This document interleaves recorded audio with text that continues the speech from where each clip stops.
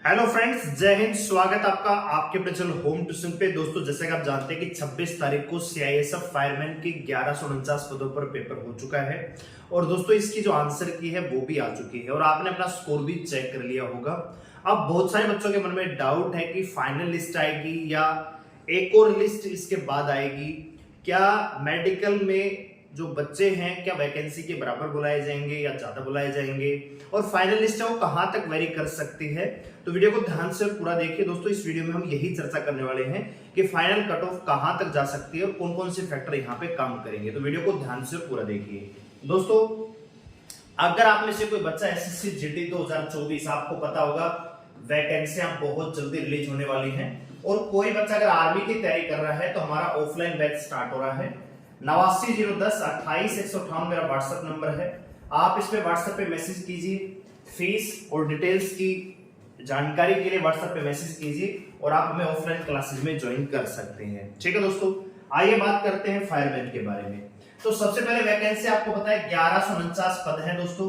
2022 की वैकेंसी है। फिजिकल भी इसके 2022 में ही हो चुके हैं, लेकिन इसका पेपर दोस्तों सितंबर 2023 में हुआ। तो पेपर थोड़ा सा कहीं ना कहीं क्या है दोस्तों, थोड़ा सा यहाँ पे लेट है। ठीक है, लेकिन ऐसा नहीं है कि ये बच्चे भैया जैसे एचसीएम 2019 वाले बच्चे हैं उनकी तरह इन्होंने पढ़ाई छोड़ दी थी, ऐसा बिल्कुल भी नहीं है दोस्तों। ठीक है, इतना भी ये लेट पेपर नहीं हुआ। ठीक है, क्योंकि इस वैकेंसी के बाद आपको पता है फायरमैन का फिजिकल हुआ, उसके बाद एचसीएम 2022 वाली वैकेंसी का फिजिकल हुआ, फिर ट्रेडमैन का फिजिकल हुआ, फिर ड्राइवर का फिजिकल हुआ, फिर एचसीएम 2019 का पेपर हो गया और उसके जस्ट बाद आपका ये फायरमैन का पेपर ले लिया गया। ठीक है, तो 26 सितंबर को 3 शिफ्टों में ये पेपर हुआ।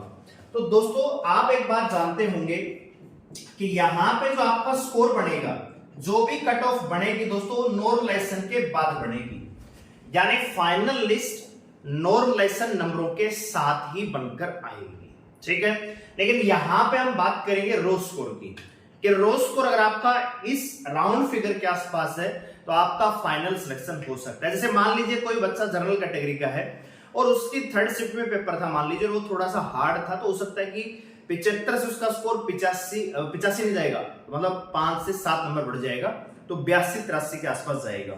अगर किसी बच्चे का स्कोर ऑलरेडी 80 है मान लीजिए, तो 4 से 5-6 नंबर का इजाफा वहां से हो सकता है। तो हम यहाँ पे रो स्कोर बताएंगे कि आपका पेपर में अभी, क्योंकि आपके पास नॉर्मल स्कोर आपको थोड़ी पता है कि मेरा कितना बढ़ेगा, लेकिन आपके पास आपका रो स्कोर है कि जी मेरा अभी आंसर की अकॉर्डिंग 100 में से 70 क्वेश्चन सही है।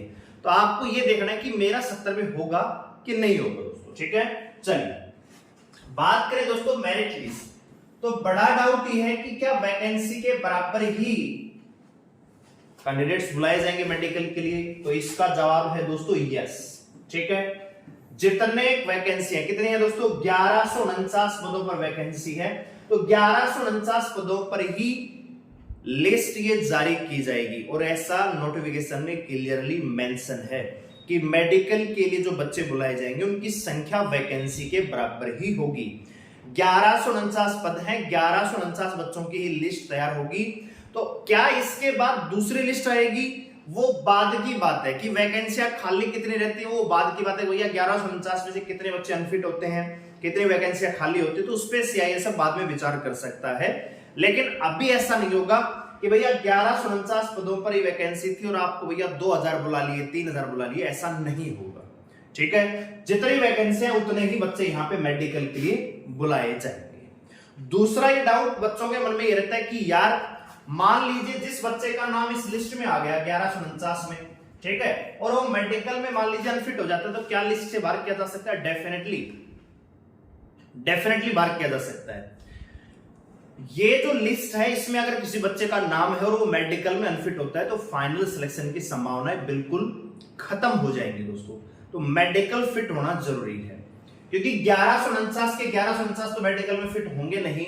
तो आप ये मान के चलिए कि भैया 100-200 जितने बच्चे अनफिट होंगे वो अनफिट ही रहेंगे, उनका ये कोई चांस नहीं रहेगा कि भैया आपका लिस्ट में नाम था तो आप मेडिकल में बाद में फिट कर दे जाओगे, ऐसा कुछ भी नहीं होगा। आपको मेडिकली फिट होना जरूरी होगा, मेडिकल पास करना जरूरी होगा, तभी आप ज्वाइनिंग की प्रोसेस तक जाएंगे। ठीक है, अच्छा जी, अब बात करते हैं दोस्तों पेपर का लेवल कैसा रहा। 3 शिफ्टों में पेपर था दोस्तों और मैंने पेपर भी देखा है। ठीक है, सारी शिफ्टों के पेपर मैंने देखे हैं। बहुत ही बढ़िया प्रकार के पेपर हैं। जैसा सीआईएसएफ एचसीएम का पेपर था सेम वैसे ही लेवल यहां पे तैयार किया गया था। बस फर्क ये है कि वो ऑफलाइन पेपर था, ये ऑनलाइन था।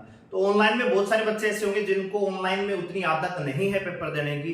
किसी का पहला एग्जाम था, किसी का दूसरा एग्जाम था, थोड़ी बहुत यहाँ पे मिस्टेक होती रहती है।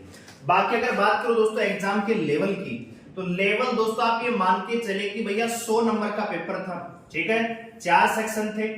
तो यहां पे लेवल की बात करूं तो दोस्तों 75% पेपर जो है आपका इजी था और लगभग दोस्तों 25% यानी 100 में से 25 क्वेश्चन ऐसे कह सकते हो जिनको आप मॉडरेट कह सकते हो, या इसको थोड़ा और भी आप डिवाइड कर सकते हो।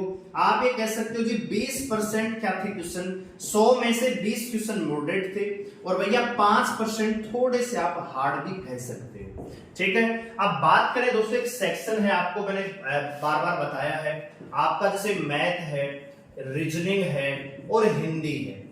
ये जो सेक्शन है दोस्तों 75 नंबर कवर करता है।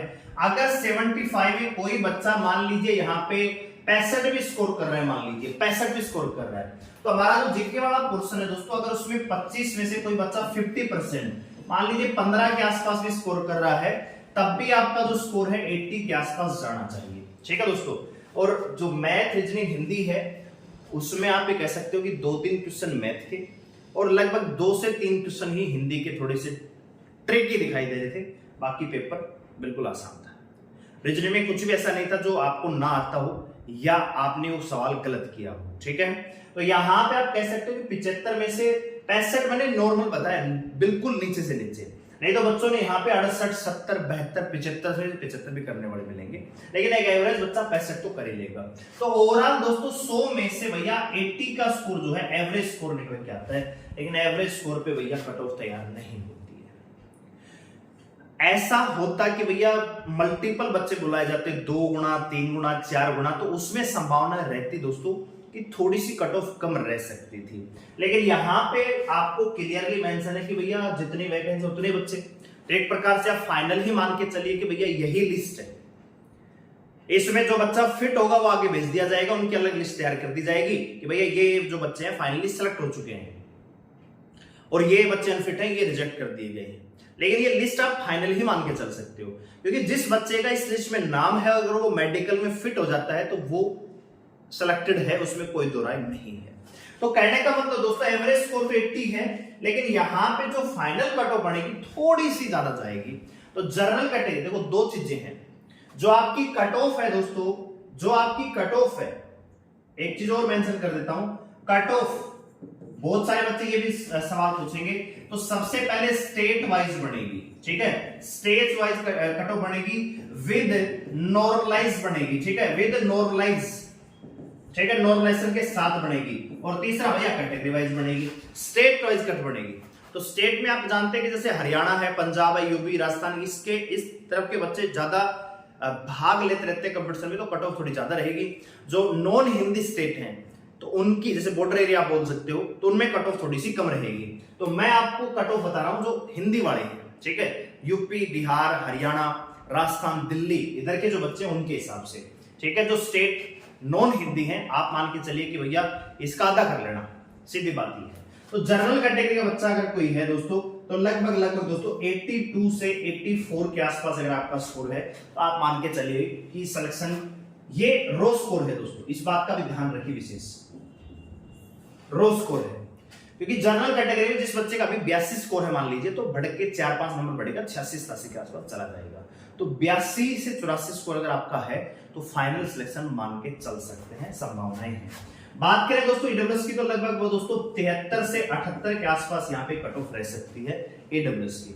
कट ऑफ से सीधा दोस्तों जनरल कैटेगरी से 7 से 8 क्वेश्चन का गैप आपको मिलेगा, 7 से 8 नंबर का सीधा गैप मिलेगा ईडब्ल्यूएस का, ठीक है। ओबीसी की बात करें दोस्तों 80 से 82 के आसपास। इसी प्रकार एससी की बात करें दोस्तों लगभग 76 से 78, और यहां पे दोस्तों 73 से 75 के आसपास स्कोर रहना चाहिए आपका, ठीक है। तो ये आपका एक जनरल आइडिया है बच्चों के कमेंट्स के आधार पे, और जो बहुत सारे चैनलों ने पोल करवाया उसके हिसाब से दोस्तों, ठीक है। तो यहां पे ये कट ऑफ निकल के आती है कि इतना आपका रो स्कोर होना चाहिए पेपर में। अगर आपका अभी आंसर के अकॉर्डिंग इतना स्कोर है तो मान के चले कि संभावना है फाइनलिस्ट में आने की, क्योंकि हर शिफ्ट में नंबर बढ़ेंगे, ठीक है। तो ये 73 वाला बच्चा अगर 5-6 नंबर बढ़ते हैं तो ये 79-80 के आसपास चला जाएगा। ये बच्चा जैसे 80 वाला है तो ये भी 4 भी क्वेश्चन बढ़ते हैं तो 84 से 86 के आसपास चला जाएगा। तो फाइनल लिस्ट है वो नॉर्मलाइजेशन के साथ बनेगी, लेकिन मैं आपको रो स्कोर बता रहा हूं। तो अगर आपका इतना स्कोर है तो आप सिलेक्शन मान के चल सकते हैं दोस्तों, ठीक है। और जैसे रिजल्ट आएगा, जो भी अपडेट आएगी रिजल्ट के संबंध में आपको बताएंगे, ठीक है। मेडिकल के लिए फिट रहिए, जो बच्चे ओवरवेट हैं थोड़ा सा ध्यान रखिए, और मेडिकल में क्या क्या होगा, कैसे क्या इवेंट होगा, वो भी हम डिटेल वीडियो लेके आएंगे।